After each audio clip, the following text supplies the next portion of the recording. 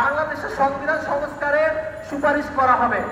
যদি সংবিধানের মধ্যে আদিবাসী নামক রাষ্ট্রদ্রোহী বিচ্ছিন্নতাবাদী কোন পরিভাষা শব্দ থাকে তাহলে ঢাকা শহরকে অচল করে দেওয়া হবে। এই সম্পদের মালিক হবে অধিকার, কোন রাষ্ট্র এই সম্পদের অধিকার হইতে পারবে না। আপনারা জানেন যে উপজাতিরা আমাদের এখানে এসে জমি কিনতে পারে, কিন্তু আমরা বাঙালিরা কিন্তু পার্বত্য চট্টগ্রামে জমি কিনতে পারি না। কারণ হচ্ছে সেই 97 সালের চুক্তি, সেই চুক্তি অনুযায়ী এই যে এখানে সুপার রাইটস দেওয়া হয়েছে, একটা বৈষম্যমূলক একটা চুক্তি করে মানে বাঙালিদেরকে অধিকার বঞ্চিত করা হয়েছে। সেইটা হচ্ছে এইটা যে সেখানে ভূমির মালিকানা, ভূমি নির্ধারণের সীমানা সবকিছু উপজাতিরা করবে। যদি তাদেরকে আদিবাসী স্বীকৃতি দেওয়া হয়, এই উপজাতিরা নির্ধারণ করবে ওই এলাকার বাঙালিরা ওই এলাকায় থাকতে পারবে কি থাকতে পারবে না, তারা নির্ধারণ করবে। তারা বাঙালিদের বলে সেটেলার, অথচ আমরা বাঙালিরা হচ্ছে বাংলাদেশের একমাত্র আদিবাসী। উপজাতিরা এই বাংলাদেশের অভিবাসী। বাংলাদেশ তাদেরকে নাগরিকত্ব দিয়েছে, সমান অধিকার দিতে চেয়েছে, কিন্তু তারা উড়ে এসে জুড়ে বসে এখন সমান অধিকার চায় না, তারা চায় সুপার রাইটস, অতি অধিকার। আমরা বলবো সমতলে যে অঞ্চলে পাহাড়ে একই আইন চলতে হবে, সেটা বাঙালি হোক, উপজাতি হোক, ক্ষুদ্র নৃগোষ্ঠী যেই হোক না কেন, সবার জন্য এক সংবিধান, এক আইন থাকতে হবে। উপজাতিদের জন্য আলাদা কোনো আইন হতে পারে না, চলতে দেয়া হবে না। এরপরে আছে সেই চুক্তির 39 নম্বর অনুচ্ছেদের মধ্যে দেশি বিদেশি আর্থিক ও প্রযুক্তিগত সহায়তা পাওয়ার অধিকার। অর্থাৎ যদি কাউকে আদিবাসী স্বীকৃতি দেওয়া হয়, এই আদিবাসী অঞ্চলের যারা আছে প্রতিনিধি, তারা ওই রাষ্ট্রের সরকারের অনুমতি ছাড়াই তারা বিদেশের সাথে চুক্তি করতে পারবে, অন্য রাষ্ট্রের সাথে চুক্তি করতে পারবে। এটা কি দেশের সার্বভৌমত্ব হরণ না? সার্বভৌমত্ব হরণ। আচ্ছা, এরপরে আছে 42 নম্বর অনুচ্ছেদে আছে জাতিসংঘের হস্তক্ষেপ। যদি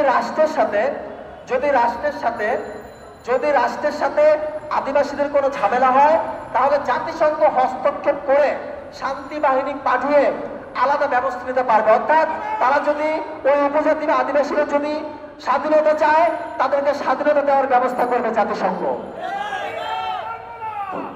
আমরা কি এটা মানতে পারি? না। কারণ আমাদের কথা হচ্ছে এই উপজাতিরা যদি আদিবাসী হতো, আমরা তাদেরকে আদিবাসী স্বীকৃতি দিতাম, আমরা সরকারকে বলতাম তাদের আদিবাসী স্বীকৃতি দেওয়ার জন্য। তারা আমাদের বাড়িতে উড়ে এসে জুড়ে বসে তাদেরকে আমরা অধিকার দিয়েছি, থাকার জায়গা দিয়েছি, নাগরিকত্ব দিয়েছি, হঠাৎ করে তারা বলে আজকে তারা আদিবাসী, এই ভূমির মালিক নাকি তারা, এই রাষ্ট্র পার্বত্য চট্টগ্রাম নিয়ে নাকি তারা আলাদা রাষ্ট্র করতে চায়। এইটাকে মানা যায়? বাংলাদেশ দেশ পরিবেশ মানতে পারে? আমরা ইস্টার্ন প্রস্তাবনা থেকে স্পষ্ট বলতে চাই, যদি কোন প্রতিবাসী দাবি নিয়ে আসে তাদেরকে ইস্টার্ন প্রস্তাবনাকে প্রতিহত করবে ইনশাআল্লাহ। আমরা বলি ক্ষুদ্র নৃগোষ্ঠীদের যদি কোনো অধিকার হরণ হয়, তাড়াতাড়ি অধিকারের কথা বলুন। রাষ্ট্রের কাছে অধিকার চাক, তাদের এই অধিকার হরণ করা হয়েছে, তাদের উপর কি নিপীড়ন চালিয়েছে এটা বলুক, আমরা তাদের পক্ষে কথা বলবো। কিন্তু রাষ্ট্রদ্রোহী বিচ্ছিন্নতাবাদী এজেন্ডা নিয়ে তারা যদি আসে, এইটা ইসলাম প্রস্তাবনাকে কোনোভাবেই মেনে নেবে না। তাদেরকে শক্ত হাতে প্রতিরোধ করা হবে ইনশাআল্লাহ।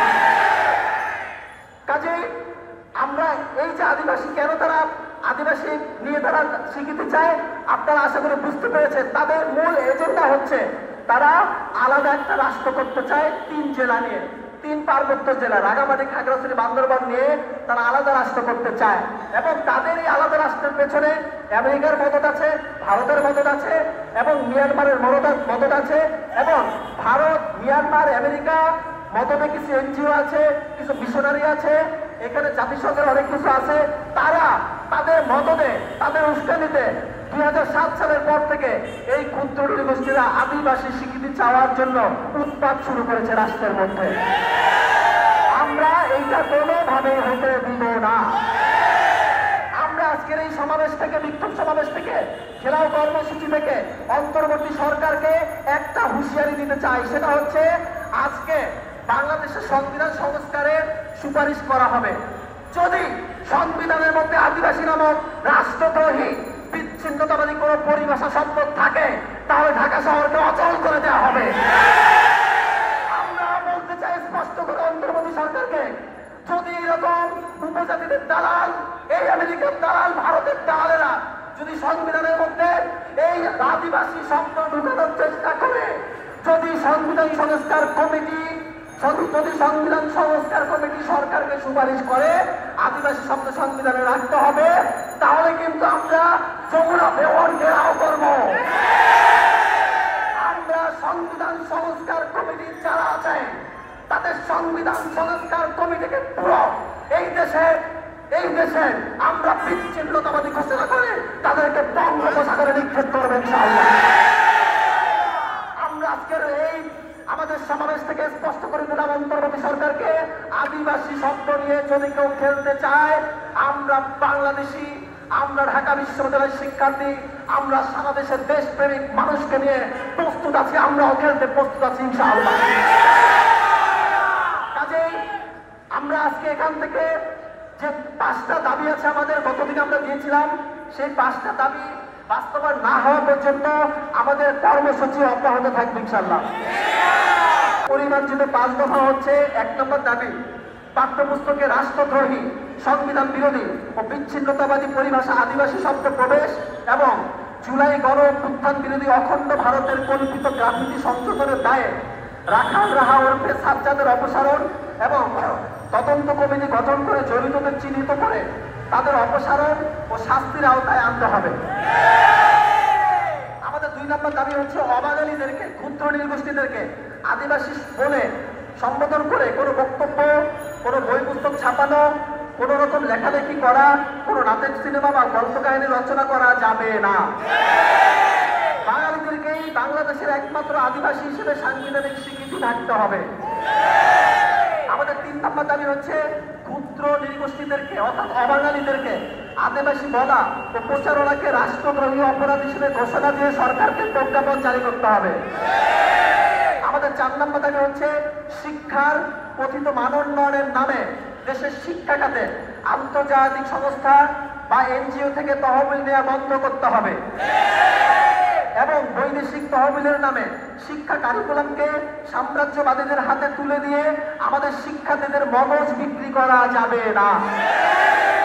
আমাদের 5 নম্বর দাবি হচ্ছে দেশের সার্বভৌমত্ব রক্ষার্থে শিক্ষানীতি, শিক্ষাক্রম, পাঠ্যক্রম এবং পাঠ্যপুস্তক প্রণয়ন ও পরিমার্জনে বিদেশি সংস্থার দ্বারা প্রভাবিত ব্যক্তিদের থেকে শতভাগ প্রভাব মুক্ত করতে হবে।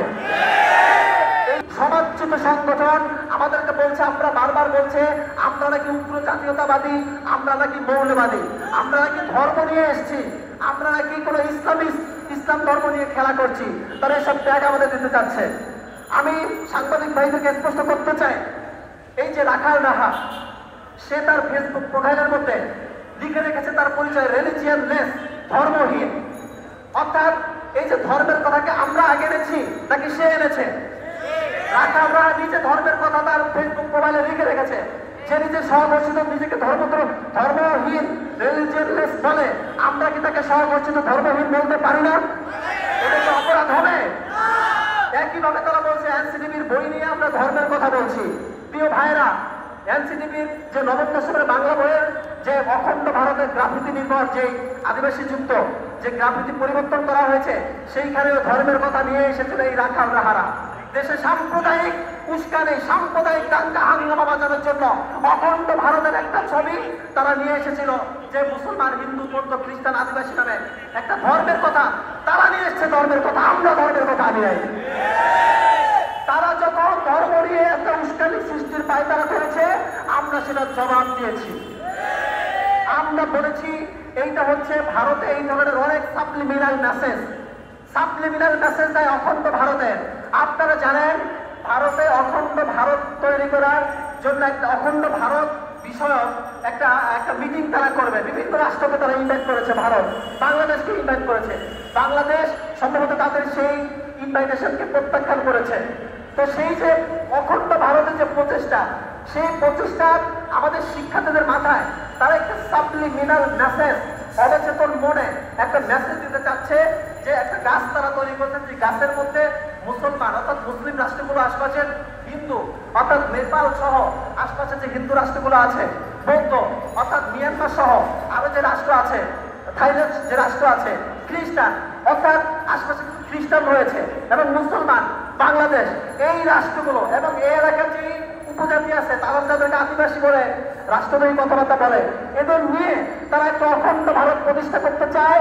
সেই অখণ্ড ভারতের একটা বার্তা, একটা সাবলিমিনাল মেসেজ, সাইকোলজির ভাষায় সাবলিমিনাল মেসেজ তারা ওই 9-10 ব্যাকরণের পিছনে যে গ্রাফিটা রেখেছিল, সেই গ্রাফিটা ছিল অখণ্ড ভারতের একটা সাবলিমিনাল মেসেজ। আমরা এর প্রতিবাদ জানিয়েছি।